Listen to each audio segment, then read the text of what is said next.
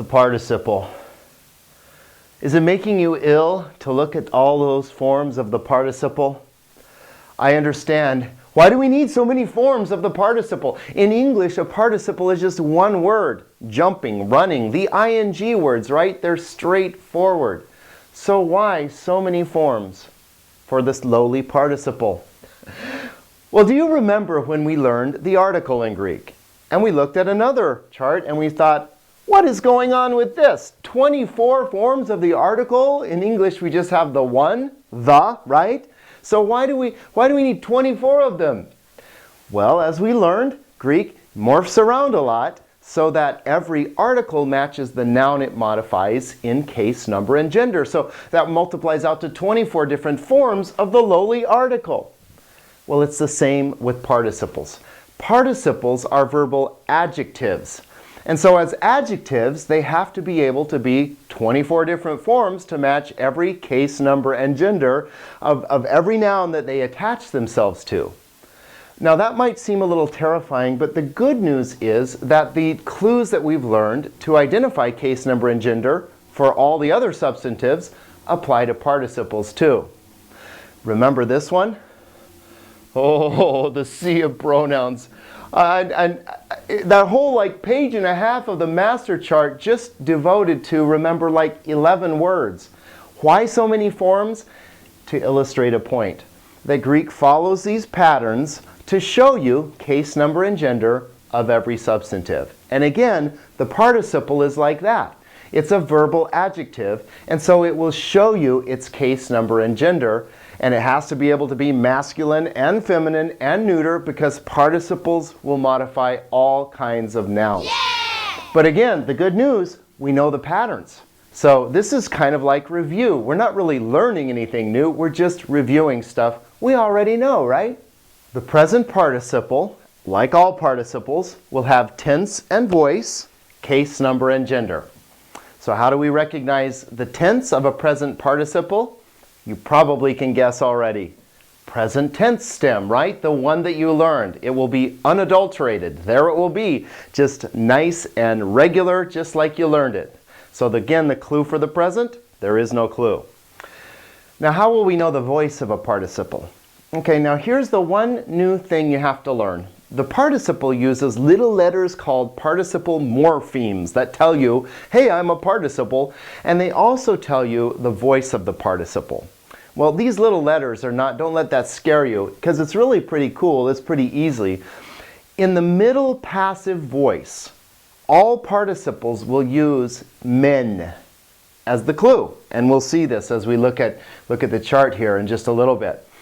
And in the active voice, participles in the masculine and neuter will use neutau, and in the feminine, they'll use usa. So those are the clues that we will look at to determine the voice. Now, how will we know the case, number, and gender? Well, I've already said, by the personal endings. And so we will see that in the active voice, that the participles follow the 3-1-3 pattern of declension. And in the middle passive voice, the participles follow the 2-1-2 pattern of declension. It would probably be worth it for you to go back and re-watch videos 12 and 13, which are about 2-1-2 adjectives and 3-1-3 adjectives, and just remind yourself about how those are formed, because it's exactly the same thing with the participles.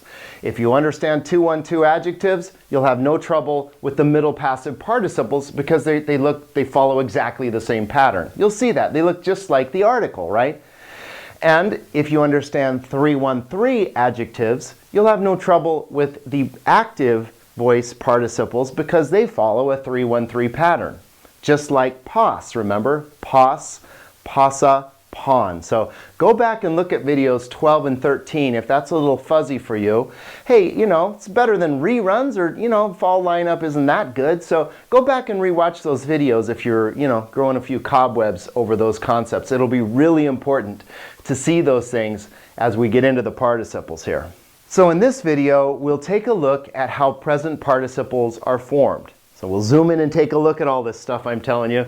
And then I want to go on and show you how present participles are used in Greek sentences. Open your master chart to the participles page, page 7, And hopefully this won't terrify you, because what you'll see is, wow, look at all these forms, but really we're just looking at making the changes that we already know how to make. So even though there are lots of forms, that's just because we're looking at the case, number, and gender, and tense and voice of this word, and it's able to change to give you all that information. But the way it changes is perfectly regular, as we will see. Here we zoom in on the present participle. And notice, okay, we have all these forms. How will we translate all of this? Well, in English, it's very simple because English participles don't change form to give you the case, number, and gender. In other words, this entire box would simply be translated loosing, okay? And over here in the middle passive, all of these forms would just be translated being loosed. Or if we were doing middle, it would be loosing for self. But why all these forms? Again, because the participle in Greek gives you a lot more information than the participle in English. It tells you the case, number, and gender in the same way that the article tells you the case, number, and gender, and therefore there are so many forms. Okay, so it's just grammatical information. That's all. But the translation of the active participle is simply loosing. Now, if it's referring to a feminine subject, it would be luusa. If it's referring to a masculine subject, it would be luon. But in English, just loosing. Okay? So almost like too much information. That's our problem here with the Greek. I know I'm being very repetitive here, but I really want to drive this point home. Remember that with the article, all of these translations just mean the, right? But we have 24 forms to show us the case, the number, and the gender. Same thing with the participles. Let's start with the middle passive form of the participle here because it's really very easy to recognize. It's the 2-1-2 pattern, and it will always have men in the middle. So let's zoom in. So the middle passive participle, it just means being loosed, or if it's middle, loosing for self. Okay, so why all these forms? Again, case, number, and gender of everyone. Let's just go through. How do I know this is a present participle? Because the stem has not changed. There it is, just like you learned it, lu. How do I know that it's a middle or passive participle? Because of this participle morpheme, men. Notice it's in every single one of them. How will I know the case, number, and gender? By the personal endings. And you'll notice I've included the article for purposes of comparison here. Notice that the endings are just what we've learned. U, ace, u, for example, in the genitive. Here's u, ace, and u. Just please compare the datives, o, a, o. The accusatives, on, ain, and here ta or on. But we've seen that that's typical. The case ending is on, right, for the accusative. Here we have oi, I, and ah. So please just look at how similar these are. And the point is that as you're reading along, you want to know the case, number, and gender of the participle. Well, hopefully you recognize these endings because they look just like the article. The active participle, let me remind you, just means loosing. All of these forms just mean loosing. But depending on whether it's tied to a masculine or a feminine or a neuter subject, or whether it's acting as the subject or the object or the indirect object, these are the reasons for all these changes. Again, Greek is giving you more information than we're used to. TMI, Miss Girl. In English, you translate every one of these loosing. Okay, well, how do we know that it's a present participle? Oh, do I need to say it again, right? You just recognize the present tense stem. It hasn't changed. How do I recognize that it's an active participle? Well, the big clue will be nu tau. And anytime you see this nu tau, think, oh, participle. Especially when you see a nu tau and what looks like a noun ending on the end. Now, you might have noticed that that nominative singular masculine form is an oddball, and it just is, which is why I've highlighted it. Now, the dative plural in the masculine and neuter are a little odd, but we've seen that oddness before. Now you'll look over here, you'll notice I've given you pos as a place to compare. Pos is a 3-1-3 adjective. And this participle is behaving just like a 3-1-3 adjective. Please look at the endings. Own, well, that's weird. Here it's sigma. But then we have os, e, a, s, on, si, os. Well, look at this. Os, e, a, s, on, si, os. Just exactly the same. And in the feminine, it follows first declension, and if you'll compare, you'll see that the endings are exactly the same there. And in the neuter, the endings are exactly the same as well. Nu, os, e, on. So here we have nu, os, e, on. And then the alpha for the accusative plural neuter. And then on, si, a. So if you learned pos, you already know how to tell the case, number, and gender of an active participle. And again, how do you know it's active as opposed to middle passive? These clues, nu tau, usa, or in the neuter as well, nu tau. As a side note, in case you're interested, the reason that the present participle follows the same pattern as pos is because in the masculine stem, it ends with a consonant. And remember that we learned this with the case endings, that the vowels that ended, whose stem ended in a consonant, followed third declension. So in the masculine, it was pont. Well, in the participle, this nu tau causes it to end in a consonant as well. But remember, in the feminine, it was usa, right? So it ends in an alpha. And in pos, it was pasa. So that's why we follow first declension. And in the neuter, again, we have the nu tau going, so that's why we need third declension. So there are reasons for these things. Not super important to know the why, but just in case you were curious. Now let's take a look at an example of an adjectival participle, and I'll show you how all this works. You're going to love this, okay? Here we go. Ida ha-amnas tu tha'u ha-iron tain hamartian tu kosmu. Okay, ida is behold. Ha-amnas tu tha'u. Amnas is lamb, so amnas tu tha'u is Lamb of God. Behold, the Lamb of God. Ha-iron, taking away. Here's our participle right here, iron. Taking away. Tain hamartian tu kosmu, the sin of the world. Now this entire phrase right here is called the participial phrase, the one taking away the sin of the world, and it modifies the Lamb of God. Notice how we've seen this pattern before. Article, substantive. Article, modifier. But in this case, the substantive is a whole phrase and the modifier is a whole phrase.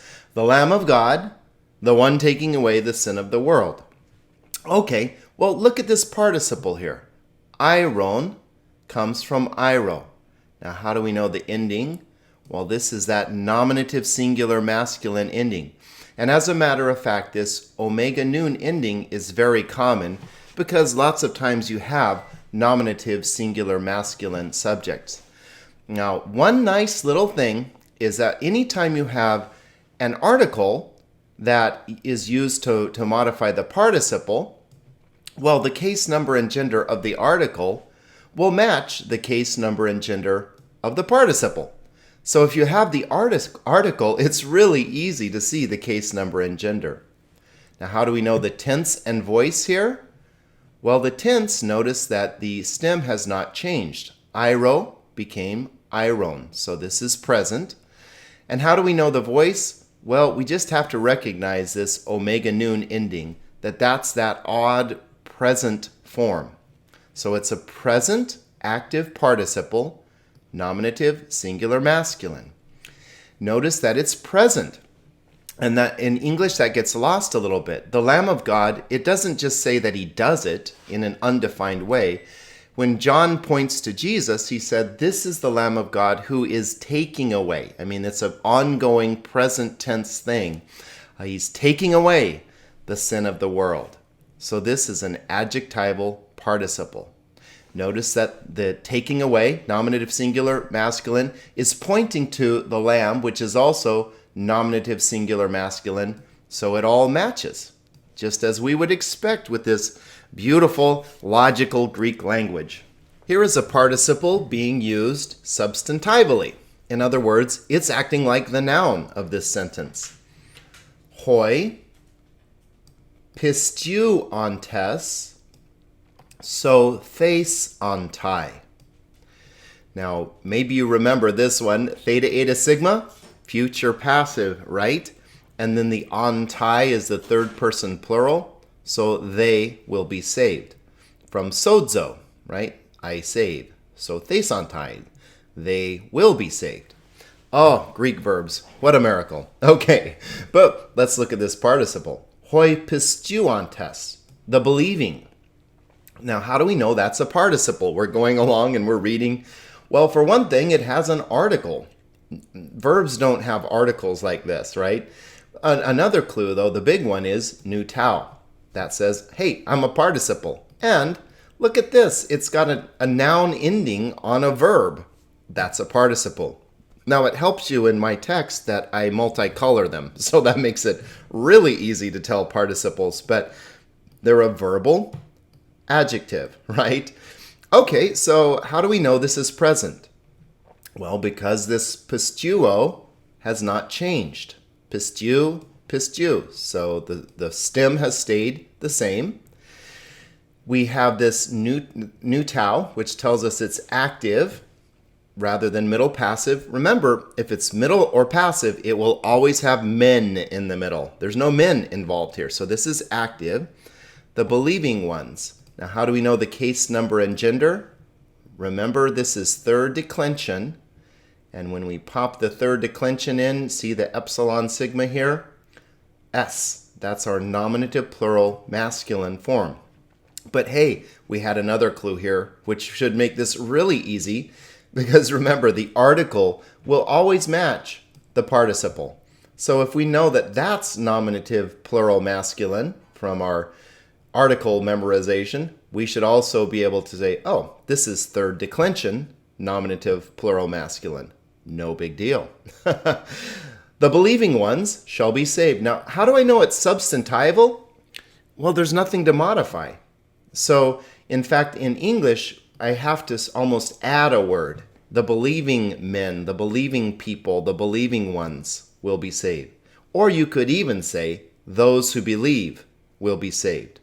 But Greek does this a lot, uses participles substantively. English doesn't do that so much. Greek does it a lot. The believing ones, see, and it's pointing to a nominative plural, masculine subject here. The believing ones shall be saved.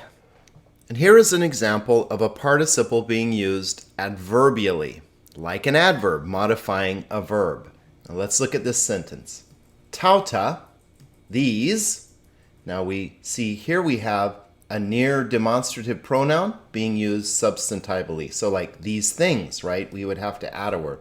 These, he said, second aorist from Lego, right? These things, he said, in synagogue, in the synagogue. Notice here that this is definite even though there's no article. Again, we have to get used to this idea that Greek doesn't use the article the same way as in English in many cases. These things he said in synagogue, didaskon, in Capernaum, Capernaum, teaching in Capernaum. He said teaching. So teaching here modifies how he is saying things, okay? All right, well, let's look at this participle here. How do we know it's a participle? Well, we recognize this weird ending, okay? On, which we need to get used to. This is that nominative masculine singular form that we'll see a lot because, again, we have a lot of nominative singular masculine subjects. So, and this is referring to whom?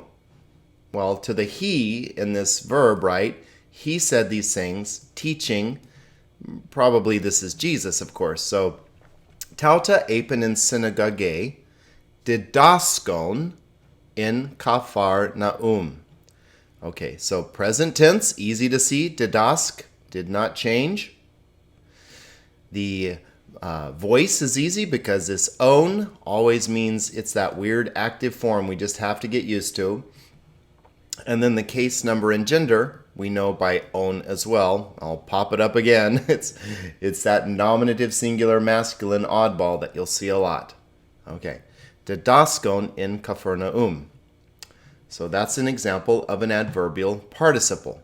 I want you to notice something that's missing there. No article. Remember, the adverbial participle will never, no exceptions, never have an article. The adjectival and substantival participle will usually have an article. But enough with the theory. Let's look at some in the wild here. And if you would just notice, I've highlighted all of the present participles in John 1. There are quite a few. So participles are a fairly common part of speech that we'll have to get used to here. So let's start off looking in verse 9, where our first one appears here. Ein taphos ta'alethanon hafotidze panta anthropon. He was the true life which enlightens every man. Erchamenon eis tan kasman. Okay, erchamenon. Does that look like a participle to you? Do you see the men? Do you see the on? What does on look like? Hopefully that looks like to you by now. The accusative forms here, on right here. So we're looking at either a masculine or neuter. So this refers either to the light coming into the world or the man coming into the world. And actually it's a little ambiguous. It could be either one by the form, but probably it's the light here because we're talking about the light enlightening every man, and it's the light that's coming into the world. This one would be adverbial because there's no article. Notice that, no article before the participle. And so it enlightens by coming into the world. It enlightens coming into the world. So erchamenon, the coming, tells us a little bit more about the enlightening here. Now you might be a little bit confused here because this is a middle passive participle, right? So why isn't this being come into the world or coming for itself or something like that? Remember the root of this? Erchomai, right? It's deponent. So if it's deponent in the indicative mood, it's deponent in the participle too.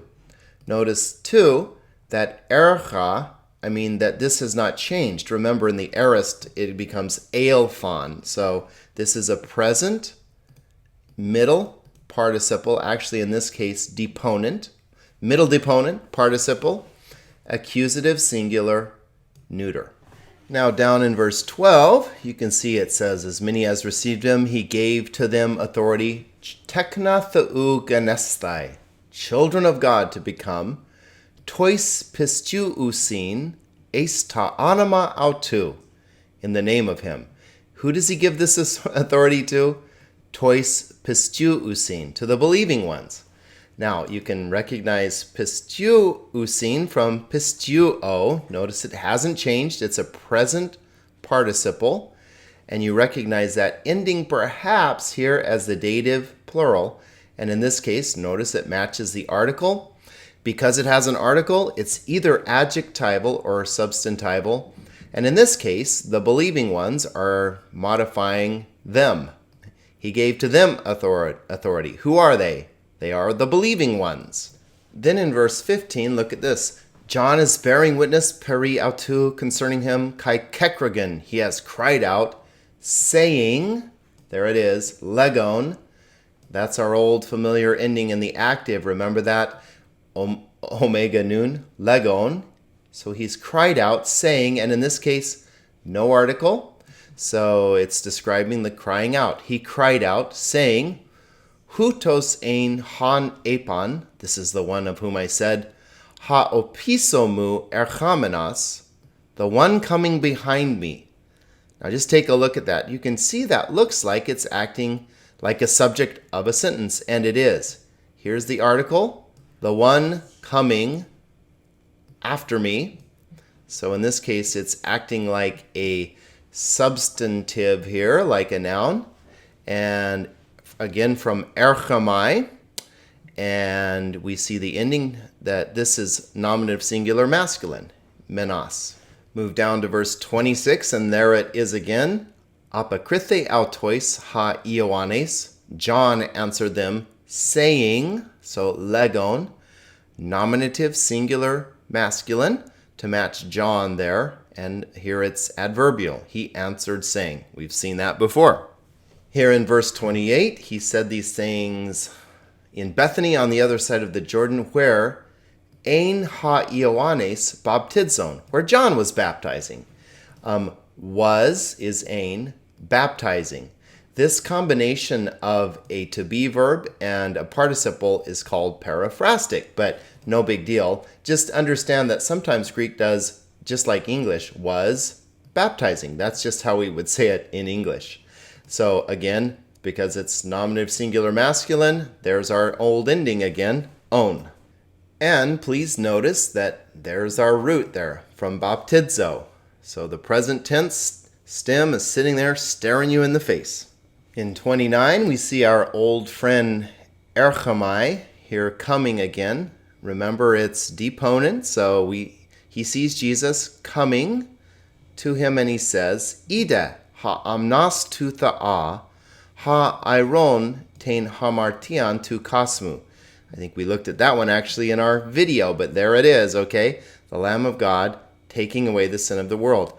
Acting adjectively here. The Lamb, the one who takes away the sin. And here's our nominative singular masculine ending that we're learning to get used to here, this omega noon. A couple more great adverbial examples here. Here we have I came baptizing, so it describes the coming. Notice no article. Their nominative singular masculine form there. Nice, clear, present root, right? I came baptizing, or here, John bore witness, saying. So again, adverbial and nominative singular masculine to match with John. Omega noon. Getting the idea that that is indeed important. Omega noon, nominative singular masculine form of the participle.